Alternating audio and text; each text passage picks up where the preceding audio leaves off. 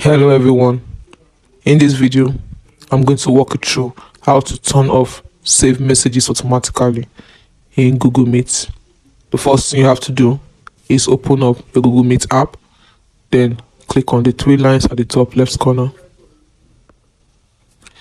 click on settings. Now you scroll down to messages.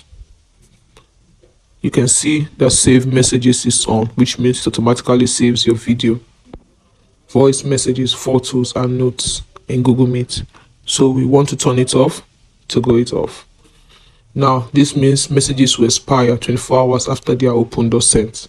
If you still insist on it, click on turn off, and that is how to turn off save message automatically on Google Meet. Hope you found this video helpful.